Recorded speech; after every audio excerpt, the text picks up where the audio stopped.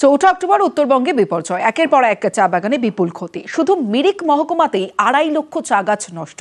মিরিকের দেউড়ালিতে কমলা লেবু চাষে কয়েক লক্ষ টাকার ক্ষতি হয়েছে বলেও দাবি।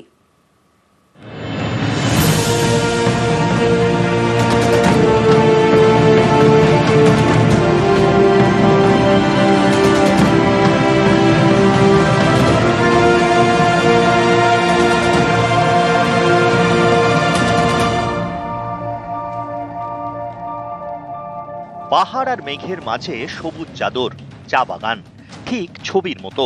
চৌঠা অক্টোবরের বিপর্যয়ে এই ছবিটাই বদলে গিয়েছে। ছোট্ট ছোট্ট চা পাতার উপর দাঁড়িয়ে পাহাড়ের অর্থনীতির একটা বড় অংশ। চৌঠা অক্টোবরের দুর্যোগে এই চা উৎপাদনে বিরাট ক্ষতি দার্জিলিংয়ের মিরিক মহকুমায়।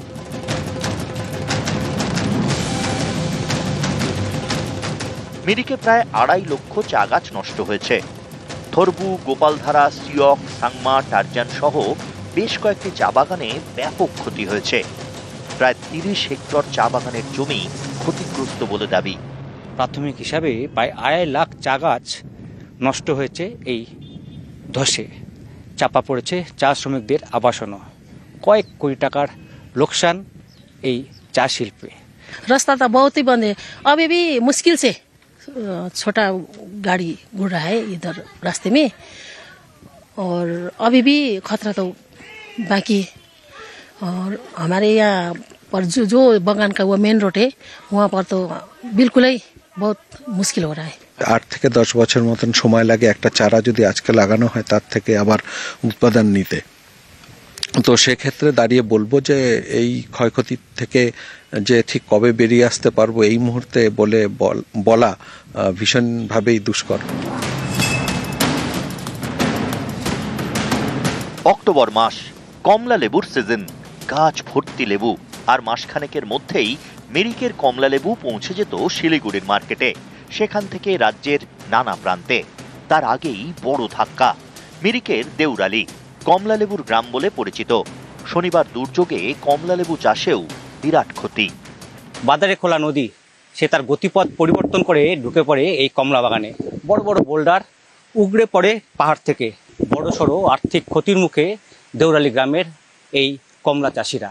শুধু কমলাই নয়, আদা এবং বড় এলাচ যা গোটা রাজ্যে এখান থেকে সরবরাহ হতো, তারও কিন্তু বড়সড় ক্ষতি হয়েছে এই গ্রামে। हम लोगों का मूल सोर्स ऑफ इनकम ये एग्रीकल्चर है। खेती में हम लोग का ऑरेंज सबसे ज्यादा होता है, उसके बाद आता है इलायची, और उसके बाद अदरक। जो भी हुआ बहुत अच्छा नहीं हुआ। फलन अच्छा हुआ था, देखा ना, इतना बड़ा बड़ा पेड़ में दाना लगा था। अभी हम लोग बेचा भी नहीं था, अभी दिवाली का बाद में बिक्री करता है। अभी तो बिक्री नहीं हुआ था, लेकिन बहुत नुकसान हुआ। মিরিক থেকে অলোক কুমার দের সঙ্গে পার্থ প্রতিম সরকার, নিউজ 18 বাংলা। দুর্গাপুরে গণধর্ষণ আসে, এই গণধর্ষণে তুঙ্গে তর্চা এনকাউন্টারের দাওয়াই লকেটের, পাল্টা তো কুণালের। 4 জনকে অ্যারেস্ট করে রেখেছি, তাকে সেফ করে রেখেছে। আমরা থাকলে এনকাউন্টার করতাম, একটা এনকাউন্টার হলে আর কারুর সাহস হতো না। জানে যেদিন ধর্ষণ হবে সেদিন মৃত্যু অনিবার্য, যেদিন গণধর্ষণ হবে সেদিন মৃত্যু অনিবার্য। আরজি করের বিচারটা ঠিকঠাক করতো, তাহলে একজন ডাক্তার মেয়ে ওড়িশা থেকে এসছে, ভাবুন, ওড়িশা থেকে বাইরে পশ্চিমবঙ্গের মান সম্মান রইলো, মাথা হেট হয়ে গেছে।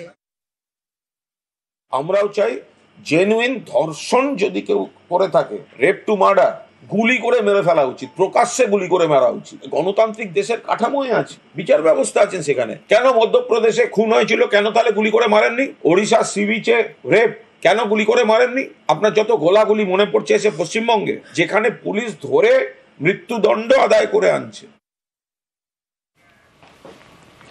দুর্গাপুরে গণধর্ষণ আর গণধর্ষণের ঘটনার পরই সতর্ক পুরসভা। তার কারণ হলো দুর্গাপুরে স্ট্রিট লাইট মেরামতি শুরু হলো, যে ছবি আপনারা দেখছেন। কারণ দুর্গাপুরে একাধিক জায়গায় স্ট্রিট লাইট বন্ধ, আর এবার স্ট্রিট লাইট মেরামতি শুরু হলো। আইকিউ সিটি মেডিকেল কলেজ হাসপাতালে ভিন রাজ্যের পড়ুয়াকে গণধর্ষণের অভিযোগ, আর মোহনবাগান সরণি দিয়ে সহজেই এই আইকিউ সিটি মেডিকেলে যাওয়া যায়। আর সেই মোহনবাগান সরণি স্ট্রিট লাইট মেরামতির উদ্যোগ এবার পুরসভার। মাঝে মধ্যেই রাস্তায় আলো জ্বলে না বলে অভিযোগ, আগাছা গাছের ডাল আটকে আলো কমে যায় বলে দাবি।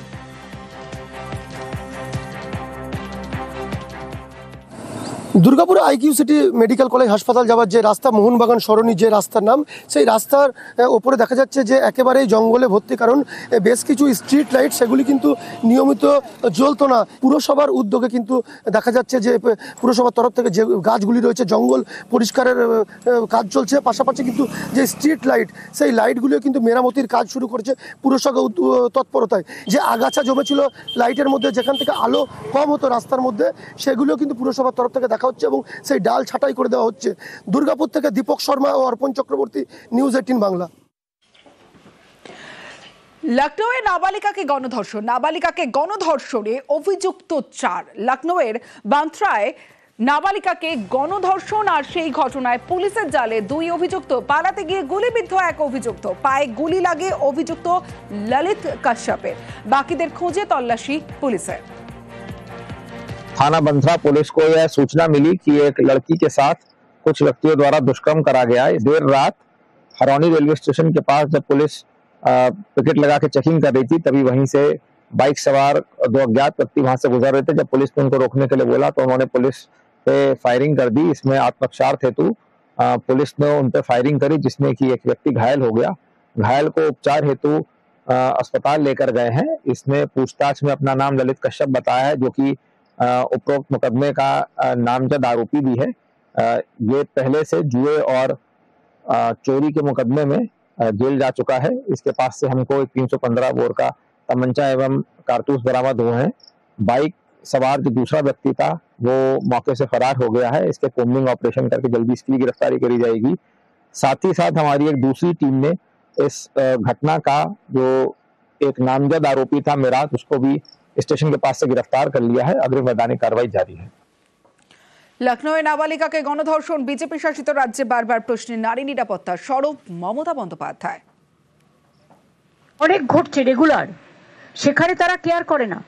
সেখানে এমনকি যে ধর্ষিতা হয় তাকে পর্যন্ত কোর্টে যাওয়ার আগে রাস্তায় জ্বালিয়ে মেরে দেওয়া হয়। আপনারা তো জানেন এসব কেস। সাংবাদিকদের ধরে নেকেট করে জেলের মধ্যে ভরে রাখা হয়। এরকম অনেক কেস ঘটে। আমরা কোনো কেসকে সাপোর্ট করি না।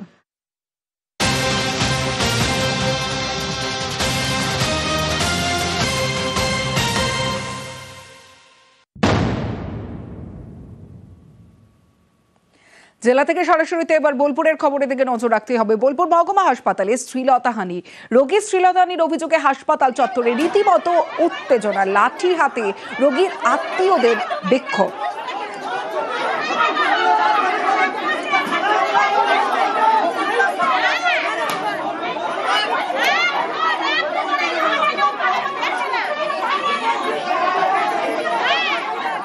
প্রতিনিধি ইন্দ্রজিৎ রুজ রয়েছে আমার সঙ্গে। ইন্দ্রজিতের সঙ্গে কথা বলবো।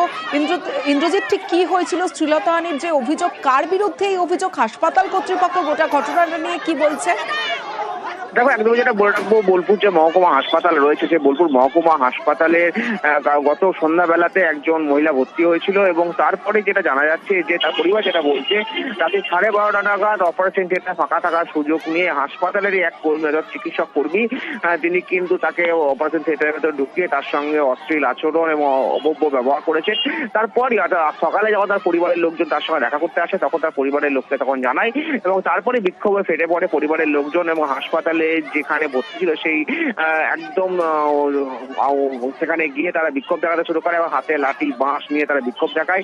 যদিও পরবর্তী সময়ে তারা একদম লিখিত আকারে হাসপাতাল সুপারকে একটি অভিযোগ দায়ের করেছে। পাশাপাশি ঘটনা এতটাই উত্তপ্ত হয়ে পড়েছিল পরিস্থিতি, তার জন্য শান্তিনিকেতন থানা পুলিশ সেখানে গিয়ে পৌঁছায়। পুলিশ পুরো বিষয়টি তদন্ত করছে এবং সুপারও জানিয়েছে পুরো বিষয়টি তারা খতিয়ে দেখছে, যদিও তারা ক্যামেরার সামনে কোনো কিছু বলতে নারাজ। সমস্যা 5 দিন ধরে ভর্তি করা হয়, 6 দিন হলো আজকে ছুটি দিয়েছে। ওকে ভয়ে দেখিয়েছে ছেলেটা যে তুই যদি বলিস তাহলে মানে 5 দিনকার ঘটনা, ওকে বলেছে যদি বলিস তাহলে তোকে মেরে দেবো, হ্যাঁ। কিন্তু ভয়ও বলে না আজকে ছুটি দেবে, ওই জন্য ছুটি দেওয়ার জন্য মাকে বলে যে মা এই ঘুরে যাওয়া, ওকে শাস্তি দেওয়া হোক, এইটা আমরা চাই, ও যা শাস্তি হয়।